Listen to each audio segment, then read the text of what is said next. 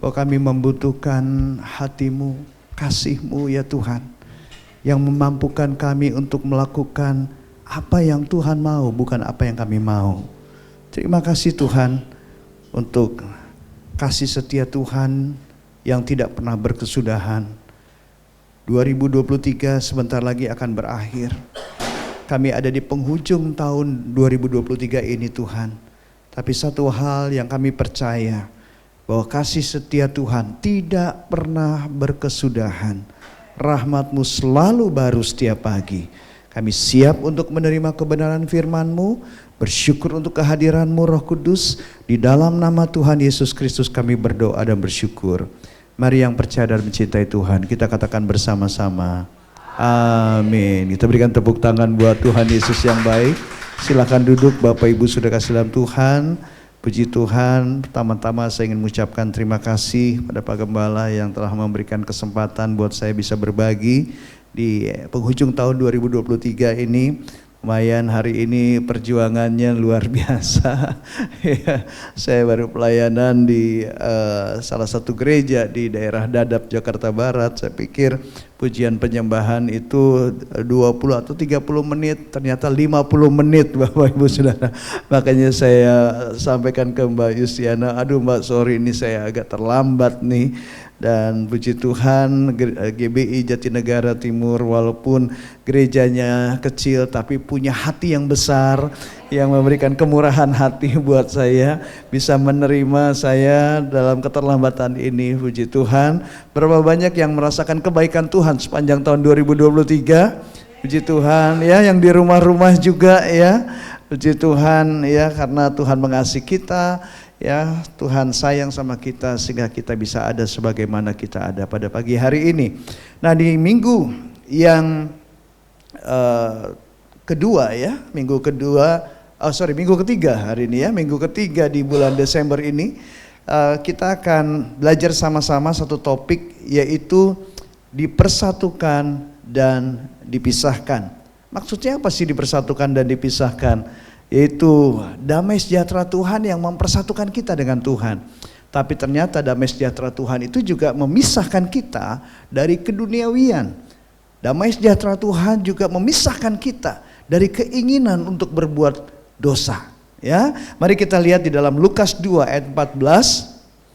Ini ayat yang terkenal ya, menyambut kedatangan Tuhan Yesus ketika pertama kali didatang ke dunia menjadi manusia untuk menyatakan karya keselamatan. Nah, Lukas 2 ayat 14 kita baca sama-sama ya. 2, 3. Kemuliaan bagi Allah di tempat yang maha tinggi dan damai sejahtera di bumi di antara manusia yang berkenan kepadanya. Kemuliaan hanya bagi Tuhan saja. Amin. Tapi Tuhan mengaruniakan damai sejahteranya kepada manusia yang berkenan kepada Tuhan. Ya, nah damai sejahtera yang Tuhan berikan itu tidak sama dengan yang dunia berikan. Kalau dalam pandangan dunia, manusia hidup rukun, manusia hidup bersatu, maka tercipta suasana damai dan suasana yang sejahtera. Ya, nggak peduli gimana caranya untuk mengalami hidup sejahtera, nggak peduli gimana caranya untuk bisa damai. Ya, sekalipun dengan cara merampok seperti yang dilakukan oleh Robin Hood. Robin Hood kan gitu. Ya, melihat ada banyak orang miskin, hidupnya nggak sejahtera, lalu tergerak hatinya untuk merampok kekayaan orang-orang kaya. Digunakan untuk apa? Dibagi-bagiin ke orang-orang miskin. Happy nggak? Happy orang-orang. Dunia menyambut nggak? Dunia menyambut dia sebagai pahlawan, gitu kan? Ya. Walaupun caranya merugikan si orang kaya itu. Walaupun caranya dengan merampok. Tapi dalam pandangan dunia itu oke. Sedangkan damai sejahtera yang dari Kristus itu beda. Damai sejahteranya itu memelihara dan memimpin kita untuk hidup kudus. Ya. Sedangkan damai sejahtera yang dunia berikan itu gak ada urusan dengan kekudusan. Pokoknya yang penting manusia sejahtera, manusia hidup damai, gimana pun caranya, sekalipun bisa merugikan pihak lain gak apa-apa. Tapi damai sejahtera dari Tuhan justru memelihara dan memimpin kita untuk hidup kudus. Nah, sebelum saya bicara lebih jauh tentang hidup kudus, mari kita saksikan emotional moment dari video tentang penyelamatan seorang anak kecil yang dia terjebak di dalam gua. Kita saksikan tayangannya berikut ini.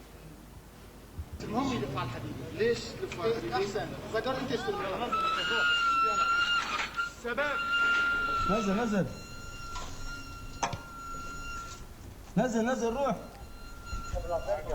كمان بس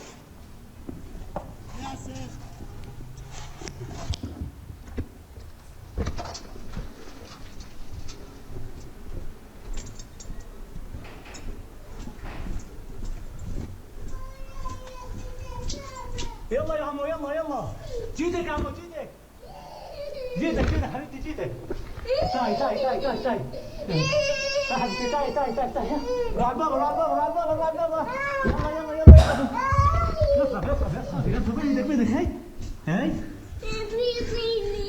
طين هلا نغسله نروح عند البابا مو شو اسمك انت يا حلوه شو اخذ لعبتك هلا بجيب لك وحده بدالها اسامه البنت طيبه هي يا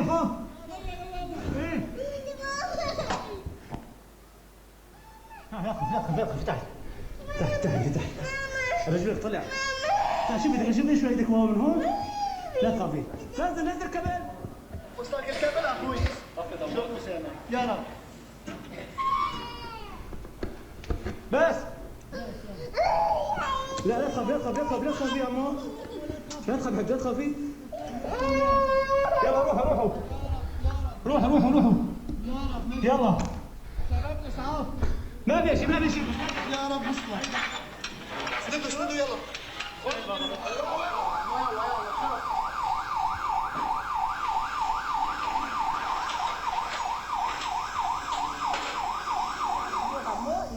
Ya, setelah anak ini mendapat pertolongan pertama, anak ini dibersihkan dan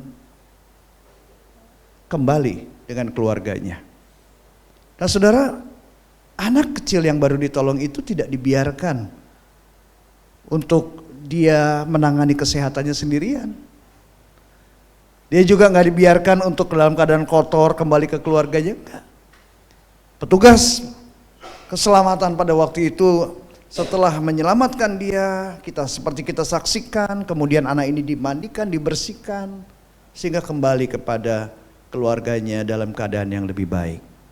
Nah, video tadi yang kita saksikan itu juga menggambarkan karya keselamatan Kristus, di mana dia turun dari surga datang ke dunia yang gelap ini, seperti anak kecil itu ada di dalam gua yang gelap, ketakutan. Bukankah kehidupan kita juga seperti itu? Sebelum kita mengenal Kristus, sebelum kita diselamatkan, hidup kita penuh dengan ketakutan, hidup kita penuh dengan kekhawatiran, kita terikat oleh dosa, kita tenggelam dalam lumpur dosa yang kotor. Tetapi Yesus dia datang menyelamatkan kita. Nah, setelah kita diselamatkan dan kita diizinkan hidup sampai hari ini, Tuhan mau membersihkan setiap kita. Seperti tadi anak kecil tadi. Kita diberikan pertolongan pertama, kita mau dibersihkan dari setiap kekotoran duniawi. Tuhan mau kita dibersihkan dari setiap mungkin ada dosa-dosa yang masih melekat. Tuhan mau kita hidup suci, hidup kudus. Nah, kita bisa melihat rancangan Tuhan lewat tulisan dari Paulus. Ketika kita sudah lahir baru, apa yang Tuhan mau untuk kita lakukan? Filipi 1 ayat 9-11 dikatakan, dan inilah doaku, semoga kasihmu makin melimpah dalam pengetahuan yang benar dan dalam segala macam pengertian, sehingga kamu dapat memilih apa yang baik, supaya kamu suci dan tak bercacat menjelang hari Kristus, penuh dengan buah kebenaran yang dikerjakan oleh Yesus Kristus untuk memuliakan dan memuji Allah. Saudara, kita ada di penghujung tahun 2023, di mana kita sebentar lagi minggu depan akan merayakan Natal, dan kita tahu bahwa nubuatan tentang kelahiran Yesus sudah digenapi. Nubuatan tentang kematian Yesus juga sudah digenapi. Nubuatan tentang kebangkitan Yesus sudah digenapi. Pengangkatan Yesus juga semua sudah digenapi. Tinggal satu yang belum, dan kita sedang menantikan apa? Kedatangan Kristus untuk menjemput umat yang layak bagi Dia. Karena itu saudaraku, hidup kudus, hidup suci adalah permintaan Tuhan yang tidak bisa ditawar-tawar lagi dalam menantikan kedatangan Tuhan untuk menjemput gerejanya. Karena ada tertulis, kuduslah kamu sebab aku kudus. Ada tertulis, tanpa kekudusan tidak ada seorang pun yang bisa melihat Tuhan. Siapa yang mau hidup kudus? Puji Tuhan. Yang di rumah-rumah boleh lambaikan tangan saudara yang mau hidup kudus. Puji Tuhan. Nah, saudaraku dikasih dalam Tuhan, satu hal yang perlu kita ketahui tentang kekudusan, bahwa kekudusan bukanlah mengasihi Yesus dan melakukan apa saja yang saya mau, apa saja yang kamu mau, bukan. Kekudusan adalah mengasihi Tuhan dan melakukan apa saja yang Dia mau. Bukan yang kita mau, bukan yang kamu mau, tapi yang Dia mau itu apa. Nah, hari ini kita akan belajar ada 3 hal agar kita bisa hidup terpisah dari keduniawian, bahkan terpisah dari dosa, agar kita bisa berkenan bagi Tuhan. Yang pertama, agar kita bisa hidup terpisah buat Tuhan adalah pilih kebenaran, bukan pembenaran. Rasul Paulus menulis, dan inilah doaku, semoga kasihmu makin melimpah dalam pengetahuan yang benar dan dalam segala macam pengertian, sehingga kamu dapat memilih apa yang baik. Saudara, di dalam hidup kita banyak menerima begitu banyak ide-ide, tawaran-tawaran yang datang kepada kita. Saya bertemu dengan banyak pelaku bisnis, ketemu dengan banyak pasutri, pasangan suami istri, ketemu dengan banyak anak-anak muda, bahkan pendeta yang terbentur dengan masalah hukum. Terbentur dengan kesusahan hidup. Karena apa? Karena mereka memilih pembenaran, bukan kebenaran. Pendeta yang sudah tahu kebenaran, sudah tahu firman Tuhan, tapi selingkuh. Ditanya kenapa selingkuh? Karena istri saya nggak memperhatikan saya lagi. Istri saya tidak menghargai saya lagi. Ada orang yang menghargai saya, memperhatikan saya. Itu bukan kebenaran, itu pembenaran. Akibatnya apa? Kena sanksi oleh gerejanya, diberhentikan menjadi seorang gembala. Anak muda yang kecanduan alkohol, terikat dengan narkoba. Ditanya kenapa kamu lakukan ini? Karena orang tua saya nggak memperhatikan saya, orang tua saya nggak peduli sama saya, orang tua saya membeda-bedakan saya. Itu bukan kebenaran, itu pembenaran. Saudara, damai sejahtera Allah dan kebenaran itu selalu berjalan beriringan. Berarti kalau tidak ada kebenaran, maka kita tidak akan mengalami damai sejahtera Allah. Makanya kenapa ada orang yang menyebut dirinya Kristen, dia berbisnis dengan cara ilegal, memang mengumpulkan kekayaan jumlah besar, proyeknya itu luar biasa banyaknya, tapi nggak bisa tidur tenang, nggak bisa hidup damai. Kenapa? Karena takut.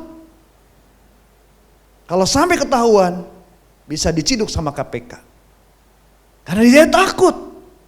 Kalau sampai terjerat hukum, akibatnya apa? Mengkonsumsi obat penenang. Kenapa? Karena damai sejahtera Allah dengan kebenaran itu selalu berjalan beriringan. So, hati-hati saudara dalam hal ini. Memang ke depan, saya percaya akan banyak pintu-pintu yang Tuhan bukakan. Amin. Tapi satu hal yang perlu kita ingat juga, bahwa tidak semua pintu yang terbuka itu dari Tuhan. Hati-hati, ada jebakan iblis di balik pintu yang bukan dari Tuhan. Karena iblis bisa juga pakai orang Kristen, iblis juga bisa pakai pendeta untuk menjerat kita. Bukankah ada tertulis bahwa iblis juga menyamar sebagai malaikat terang? Ada berapa banyak kasus yang terjadi. Yang saya tahu juga bahwa ada pendeta yang menawarkan bisnis ini, bisnis itu. Oh, dapat dari Tuhan, semua dirohanikan. Ini cara Tuhan untuk memberkati kita. Diajaklah orang untuk investasi. Ternyata investasi bodong, saudara. Jemaatnya percaya, pengerjanya percaya, ngomong pendetanya kok.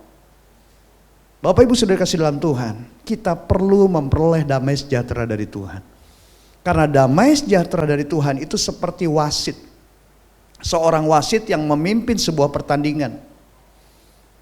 Bapak Ibu tahu dong fungsinya wasit apa dalam pertandingan ya? Kalau ada pelanggaran langsung diberitahu, ditegur supaya apa? Kembali mengikuti aturan pertandingan yang benar. Dia mengarahkan pertandingan supaya bisa berlangsung dengan tertib. Nah, ini penting Bapak Ibu untuk kita memiliki damai sejahtera dari Tuhan. Karena jangan sampai kita melangkah memasuki pintu sembarang pintu. Karena itu keintiman dengan Tuhan dan kita minta kepekaan dan ketajaman untuk bisa dengan taat kita melangkah di waktu yang tepat, dengan cara yang tepat, memasuki pintu yang tepat, dapat memilih apa yang baik, yaitu kebenaran bukan pembenaran. Di tangan saya ini ada botol isinya air mineral. Botol ini menggambarkan dunia yang kita hidupi saat ini.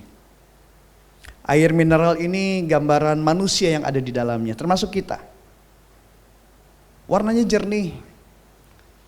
Sama seperti kita yang hidup di dalam dunia yang dimana kita menyatu dengan manusia lain sebelum kita diselamatkan. Kita ada di dalam dunia ini. Tetapi Alkitab katakan karena manusia sudah jatuh dalam dosa, manusia kehilangan kemuliaan Allah. Dan upah dosa adalah maut. Kita semua sudah berdosa, tetapi karena begitu besar kasih Allah kepada dunia ini, maka Yesus datang ke dunia untuk membawa karya keselamatan. Dan waktu Yesus datang ke dunia ini menawarkan karya keselamatan, dan saudara dan saya yang menerimanya, maka kita memperoleh keselamatan dan kita memperoleh jaminan hidup kekal. Seperti minyak ini dicurahkan, seperti minyak ini saudara, ketika kita lahir baru, kita memiliki status yang baru sebagai anak Allah, maka status kita berbeda dengan orang-orang yang belum menerima keselamatan. Ada keterpisahan di sini. Pada dasarnya minyak dengan air nggak bisa menyatu kan? Karena sifat molekulnya berbeda. Kita ada di dalam dunia yang sama. Sekalipun ada goncangan ekonomi, apalagi goncangan peperangan politik, krisis moral dan sebagainya. Kita mengalami masalah yang sama, pandemi COVID-19 sama-sama kita ngalamin. Tapi karena kita memilih yang benar bukan kebenaran, maka respon kita akan berbeda. Selalu berbeda. Dan perbedaan inilah yang dihargai oleh Tuhan. Dan Tuhan membuat perbedaan antara orang yang percaya kepada Tuhan dengan orang yang tidak percaya kepada Tuhan. Tuhan bahkan membuat perbedaan orang yang mengenal Tuhan dengan orang yang tidak mengenal Tuhan. Ada perbedaan. Dan perbedaan inilah yang membuat orang yang terpisah dengan keduniawian, yang mengikuti cara-caranya Tuhan, yang hidup dengan nilai-nilai kerajaan Allah, yang menerima berkat yang berlimpah-limpah. Itu sebabnya orang-orang dunia akan menjadi heran melihat Bapak Ibu Saudara yang terpisah dengan cara-cara mereka. Kok kamu bisa sih mengampuni? Padahal udah berkali-kali dia tuh nyakitin kamu tetap bisa mengampuni. Perbedaan itulah yang membuat mereka tertarik kepada Tuhan. Perbedaan itulah yang membuat mereka penasaran, menanyakan siapa yang memberikan kamu kekuatan. Dan disitulah saudara bisa bersaksi. Makan kue sus, makan ketan, di dalam Yesus ada kekuatan. Amin. Kita berikan tepuk tangan buat Tuhan Yesus yang baik.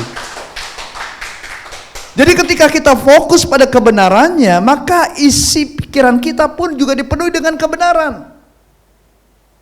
Saudara nggak pernah bisa mengetahui dan memilih kebenaran selama pikiran saudara diisi oleh ketidakbenaran. So, mari saat ini di penghujung tahun 2023 kita check up yuk pikiran kita. Kita check up hati kita. Apakah pikiran kita dipenuhi dengan kebenaran atau ketidakbenaran?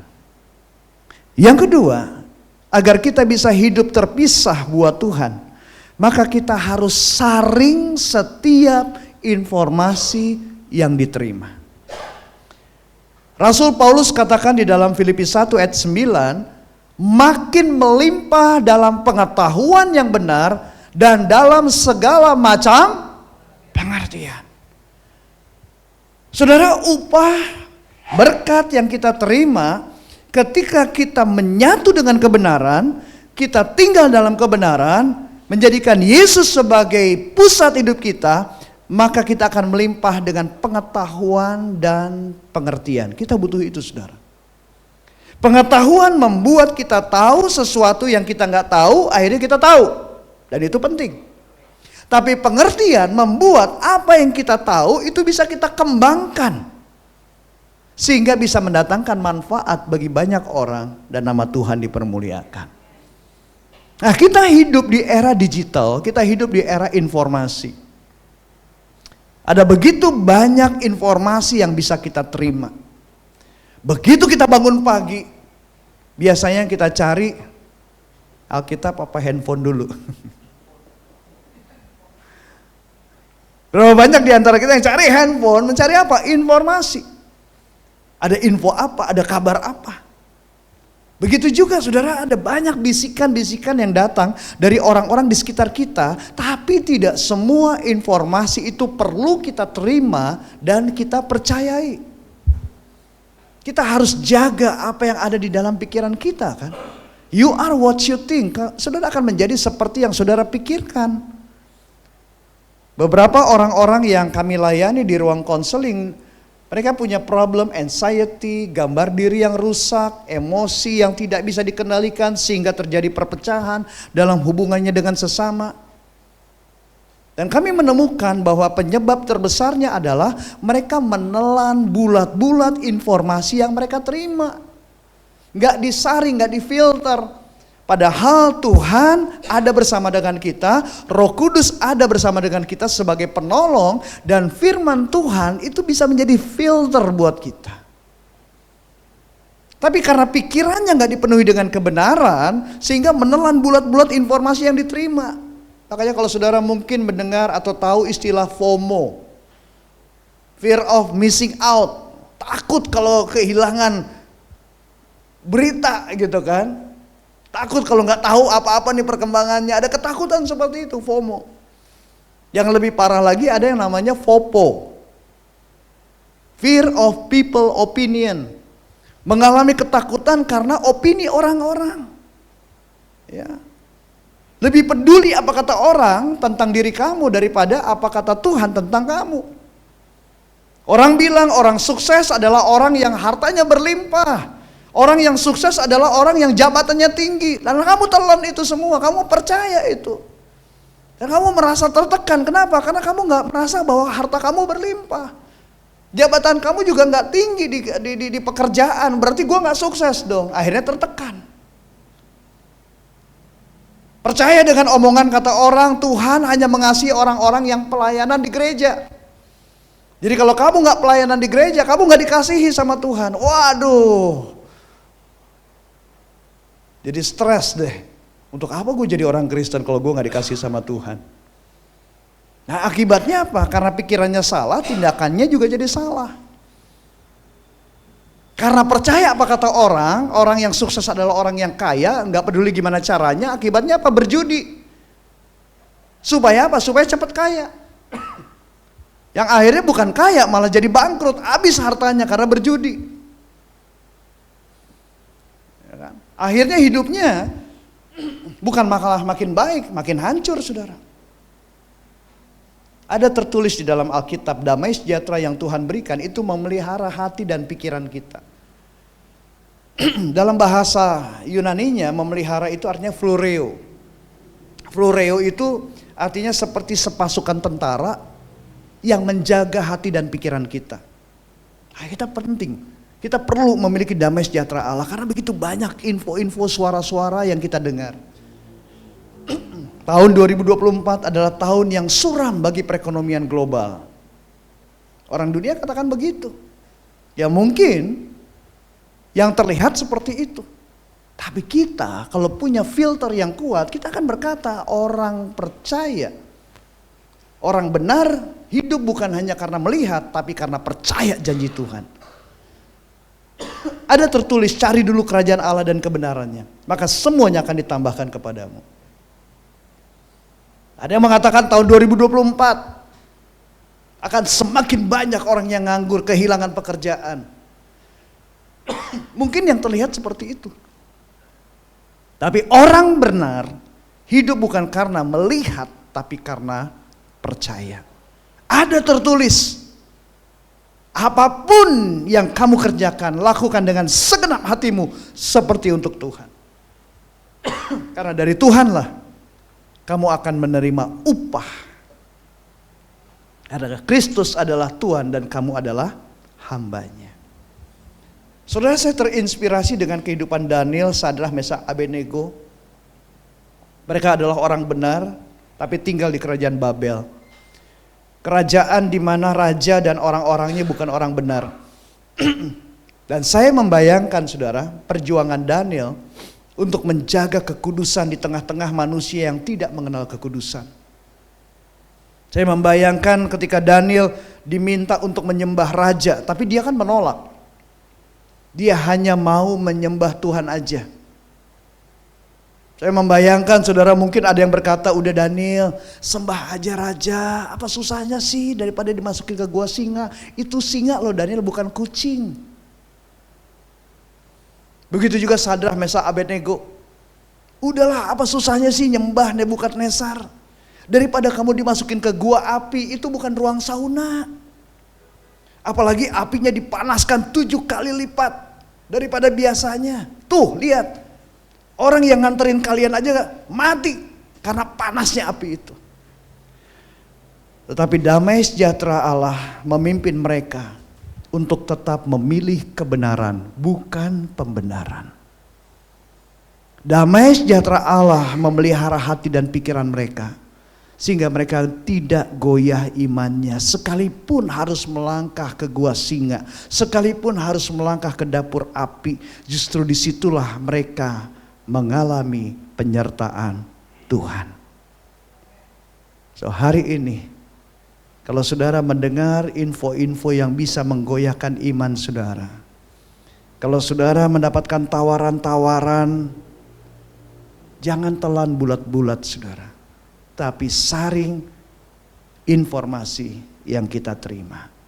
Dari Banten ke Pantai Pangandaran, orang Kristen harus tahan godaan. Amin. Kita berikan tepuk tangan buat Tuhan Yesus yang baik. Yang ketiga, agar kita bisa hidup terpisah buat Tuhan. Ya, kita bisa hidup kudus bagi Tuhan, tidak tercemar dengan keduniawian, sekalipun kita ada di dalam dunia. Sekalipun banyak tawaran-tawaran yang datang kepada kita, tapi kita tetap bisa terpisah adalah hasilkan buah kebenaran.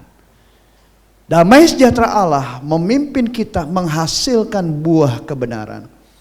Rasul Paulus katakan penuh dengan buah kebenaran yang dikerjakan oleh Yesus Kristus.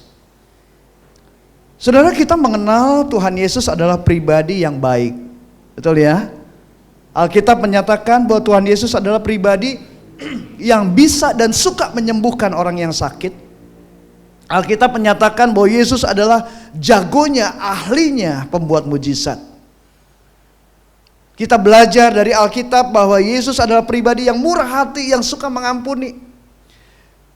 Tetapi herannya suatu hari ketika Yesus lagi berjalan keluar dari Betania, waktu dia lapar dan dia tidak menemukan buah dari pohon ara.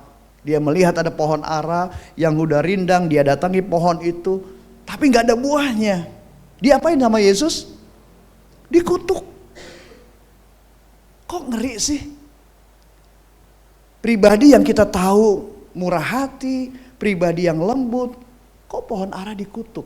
Karena gak ada buahnya. Saudara, perhatikan sikap keras Tuhan tentang pohon ara itu. Pohon ara itu adalah pohon yang seharusnya ketika daunnya sudah lebat, harusnya minimal ada putik buahnya itu. Putiknya itu bisa dimakan, saudara. Sebelum buahnya keluar, ada putiknya dulu, itu bisa dimakan. Nanti kalau buahnya muncul, buahnya keluar, putiknya jatuh. Tapi ini putiknya aja nggak ada. Gitu. Nah, saudara, kalau pohon ara nggak mengeluarkan putik, artinya apa? Pohon ara itu tidak akan berbuah. Sekalipun daunnya bertumbuh lebat. Tapi karena nggak ada putik berarti pohon ini nggak berbuah. Ternyata memang Yesus nggak mendapatkan putik buah itu di pohon itu, dikutuk sama Tuhan. Apa maknanya buat kehidupan kita sekarang ini? Saudara, ini adalah makna simbolis di mana pohon ara yang sudah berdaun lebat tidak berbuah. Ini adalah gambaran orang-orang yang rajin ke gereja, ibadah secara formal, tekun menjalankan aturan-aturan keagamaan, tapi hidupnya tidak berbuah. Buah itu dinantikan sama Tuhan. Daun yang lebat ini berbicara juga orang yang udah Kristen, wah pelayanannya dari mulai pelayanan kelahiran sampai kematian dia ada. Pelayanan next generation, sekolah minggu sampai UMAS dia ada. Tapi tidak menghasilkan buah karakter Kristus, buah kebenaran gak ada. Tetap aja emosian, gak ada penguasaan diri. Susah mengampuni, hidup dengan kebencian aja terus. Kasar, gak ada kelembutannya juga. Susah dinasehatin, keras kepala. Saudara kasih dalam Tuhan. Tuhan pada ujung-ujungnya menantikan buah kebenaran dalam hidup kita. Makanya saya suka bilang juga sama anak-anak muda, jangan kamu menikah sama seseorang hanya karena dia sering ke gereja. Jangan hanya karena itu. Karena gereja itu sama seperti rumah sakit. Orang sakit datang ke rumah sakit kan, ketemu sama dokter. Tapi nggak semua pasien yang ketemu sama dokter mengikuti nasihat dari dokter. Betul nggak? Udah ketemu sama dokter, dikasih nasihat sama dokter, nggak boleh makan ini pantangan ya Pak, pantangan ya Bu, dikasih resep. Boro-boro diminum, resepnya aja nggak ditebus. Dibilang pantangan makan ini, pantangannya dihajar aja pantangannya. Kan ada pasien-pasien yang seperti itu ya. Ada juga yang benar sih. Begitu juga ke gereja. Banyak orang yang sakit datang ke gereja, sakit rohaninya, sakit jiwanya, ya. Dinasehatin sama pendetanya, diajarin khotbah. Tapi kan kenyataannya nggak semua mau menjadi pelaku firman. Betul nggak? Ada tetap seperti itu, nggak ada perubahan. Jadi saya bilang sama anak muda, jangan kamu menikah hanya karena kamu ngelihat dia tuh sering ke gereja. Tapi lihat dari apa? Buahnya. Bagaimana buah kehidupannya? Juara kelas itu bagus, tapi lebih bagus lagi adalah juara kehidupan. By the way, sampai di sini, menurut saudara hidup terpisah dengan keduniawian dan menghasilkan buah kebenaran susah apa enggak ya? Tapi ini kan perintah Tuhan ya. Jadi melakukan perintah Tuhan susah apa enggak saudara? Yang bilang susah angkat tangan kanannya. Saudara tenang aja, pertanyaan saya tidak mengurangi angka keselamatan. Percaya semua sudah diselamatkan. Ini bukan pertanyaan jebakan saudara ya. Kita belajar sama-sama. Yang bilang susah melakukan perintah Tuhan, angkat tangan kanannya. Oke, terima kasih untuk kejujurannya, untuk responnya. Yang bilang gampang melakukan perintah Tuhan, angkat tangan kiri. Yang bingung, nggak angkat tangan kanan, nggak angkat tangan kiri, angkat kaki. Jangan angkat kaki, ibadahnya belum selesai saudara ya. Saudara, mari kita lihat 1 Yohanes 5 ayat yang ketiga. Sebab inilah kasih kepada Allah, yaitu bahwa kita menuruti perintah-perintahnya. Perintah-perintahnya itu berat banget. Hah? Tidak berat? Masa sih?